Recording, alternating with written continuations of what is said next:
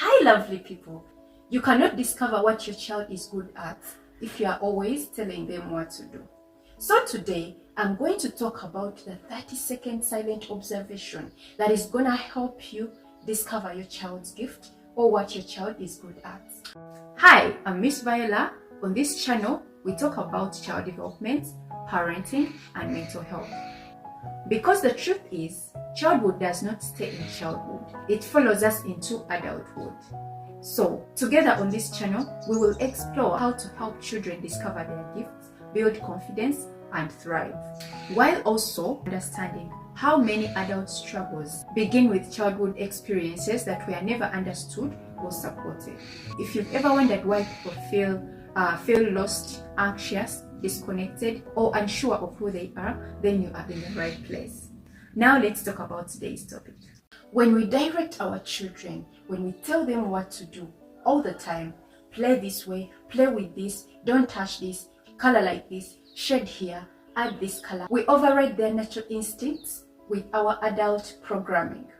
Okay? That feeling that comes in you when you see your child not coloring the way they should, and you're like, okay, let me come in and help. To find their natural hidden gifts, we must become invisible observers. So, dear parents, for the next 1 week or 1 month, depending on how much time you spend with your child, this is what I want you to do. Spend 30 to 60 seconds a day just quietly watching your child's play when they have total freedom, when there is no adult direction, when they are playing on their own. During that, do not correct them, do not interrupt, just watch and notice what they are doing. So the first thing that you're going to notice is, what are they playing with? Did they pick up a book? Is it a kitchen spoon? Is it physical blocks? Or did they start making sound effects? That is the first thing that you need to notice. What did they pick to play with? What was their choice? Number 2, how did they handle the materials? Were they organizing them in neat rows, or stacking them into unstable towers, or they were just smashing them together? That is number 2. Just notice how they are handling the materials. Number 3, what was their vocal energy? Were they quietly whispering to themselves a story, or were they narrating their actions like a sports commentator, or they were making up songs? What were the vocal energy while playing? Yeah. Number 4, how did they handle minor frustration? When that toy broke, or that tower they were building fell, or anything that they were playing with, or what they were trying to come up with, when it failed, how did they handle it? That is frustration to them. Did they cry? Did they walk away? Or did they try to find an alternative use of the broken object or the broken pieces? What did they do? Did they try to find a solution and find something else to do with the broken pieces? Number 5, what space did they occupy? What space did they occupy? Did your child hide under a table to build a fort? Or did they spread the mess all over the floor? Or did they sit still at a desk? Note it down.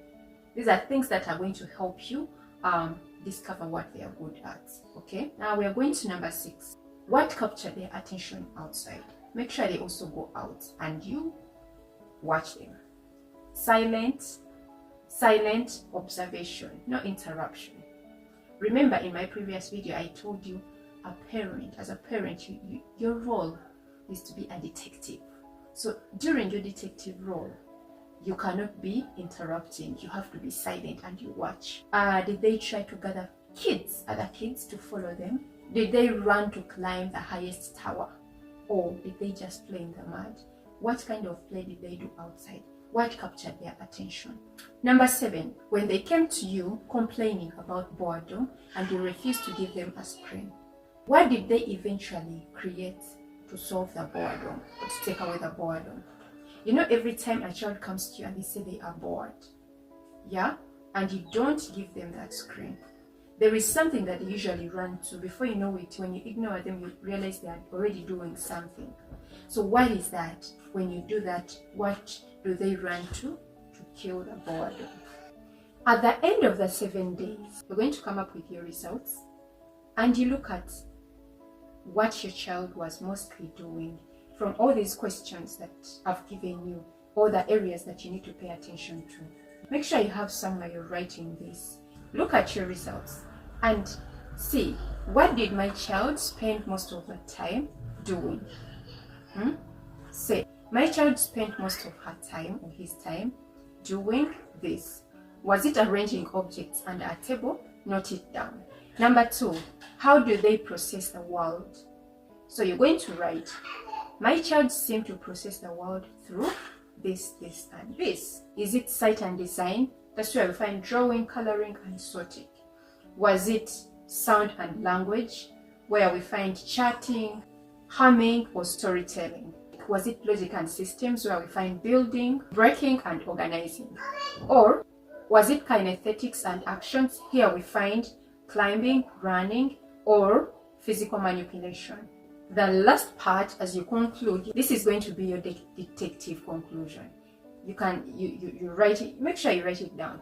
Based on my observation for the last 7 days or 1 month, my child's raw gift is centered around, then write it, because you will have got all your results. Is it leadership? Is it business? Is it storytelling? Is it culinary arts? What was it? Is it artistic?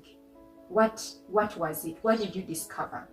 So that is how you are going to help your child discover their gifts from an early age, so that it is mentored. Yeah, so that it is mentored right from that time. Because honestly, as you grow, some of these gifts, if they have never been discovered, it may be hard to discover them, okay? And even when you discover them, it is harder as an adult to start on them. Yes, you can, but just imagine, I look at some people whose gifts were discovered from an early age. When I look at baby Gloria, she started singing from, 2 years, 3 years. The mother identified that and she nurtured it. She was given a platform, she was mentored. By the time she became an adult, by the time she turned 18, she knew who she was, and her calling, her gift was so clear. She discovered it from an early age, and you will never go wrong if you're doing something that you were born to do. God created every person with something, whether it's talking, whether it's leadership, whether it's whether it's business, whatever it is, it's always better when you know it when you're still young, so that it is mentored, it is nurtured. The second person is Vusi Pembekwayo. I love him so much. I've been following him, and sometimes I imagine if this guy did not discover his gift, I cannot imagine him as a doctor. I cannot imagine him in any other field, because he's so good at what he does.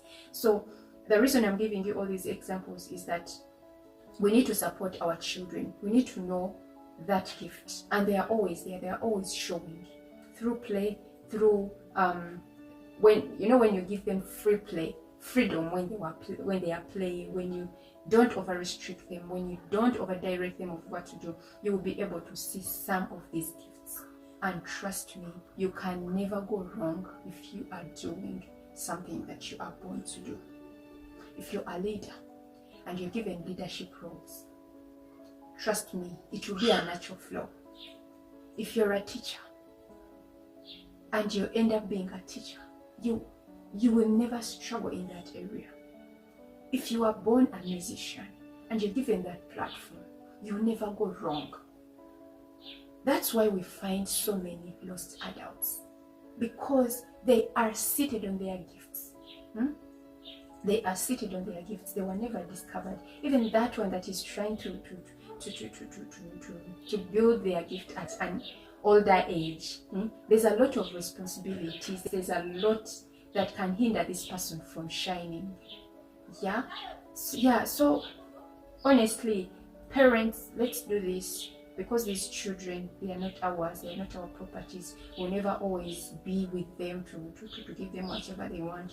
They are going to grow and become adults and start their own life. And it's always better if they are doing what they are born to do. That's it for today. This is Miss Viola with over 6 years of experience in mental health. Expect child development content, parenting, and mental health from this channel. Bye bye.